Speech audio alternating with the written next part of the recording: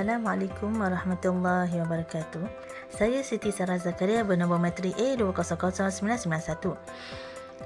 Pada hari ini, saya ingin mempersembahkan karya kaligrafi Khot Diwani yang menampilkan lafaz Allahu Akbar sebagai fokus utama dengan penggunaan warna tulisan hitam serta hiasan corak bunga berwarna merah jambu dan hijau. Berdasarkan gambar karya kaligrafi tersebut, jelas menunjukkan bahawa seni kaligrafi Islam merupakan gabungan antara keindahan visual dan nilai kerohanian. Tulisan lafaz Allahu Akbar menjadi elemen utama dalam karya ini, manakala keseluruhan komposisi disusun dengan teliti supaya tumpuan pandangan terarah kepada kalimah suci tersebut. Hal ini bertepatan dengan konsep kesenian Islam yang menjadikan huruf Arab sebagai medium utama ekspresi seni, bukan sekadar tulisan tetapi sebagai lambang pengagungan terhadap kebesaran Allah SWT. Penggunaan Khot Diwani memperlihatkan ciri kelembutan, kelenturan dan kehalusan pada setiap lengkungan huruf. Bentuk huruf yang melengkung, bertindih serta tersusun rapat menghasilkan kesan elegan dan juga dekoratif. Ketelitian dalam mengawal imbangan jarak dan ukuran huruf membuktikan bahawa kaligrafi Islam berlandaskan disiplin dan peraturan tertentu. Ini menunjukkan bahawa seni dalam Islam tidak bersifat bebas tanpa batas. Sebaliknya, berpastikan ilmu, ketertiban dan adab. Dari segi komposisi, lafaz Allah Akbar diletakkan secara dominan bagi menegaskan makna tauhid, iaitu pengakuan bahawa Allah Maha Besar dan Maha Agung.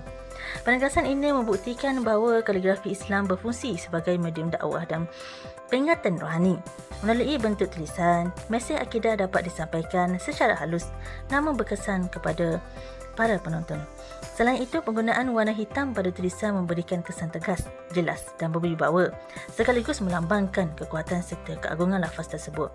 Corak bunga berwarna merah jambu dan hijau pula bertindak sebagai elemen hiasan yang menambahkan nilai estetika tanpa menenggelamkan tulisan utama. Motif flora ini melambangkan keindahan alam ciptaan Allah serta menggambarkan keharmonian antara seni dan fitrah semula jadi. Hiasan yang sederhana ini selaras dengan prinsip kesederhanaan dalam seni Islam yang mengelakkan unsur keterlaluan atau berlebihan. Ruang kosong di sekeliling tulisan turut memainkan peranan penting dalam mewujudkan keseimbangan dan ketenangan visual. Ruang ini memberi kesan lapang, teratur dan tidak sarat, sekaligus membantu menimbulkan suasana khusyuk. Pendekatan ini mencerminkan falsafah kesenian Islam yang menitik beratkan keseimbangan antara unsur zahir dan batin, serta antara keindahan luaran dan makna dalaman.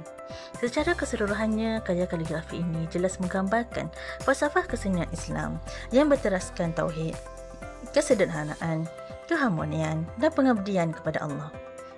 Keindahan huruf Khot Diwani, penggunaan warna yang seimbang, hiasan flora yang lembut serta susunan komposisi yang teratur membuktikan bahawa kaligrafi Islam bukan sekadar seni visual tetapi satu bentuk ibadah yang menzahirkan keindahan melalui pengagungan terhadap kebesaran Allah Subhanahu wa Ta'ala.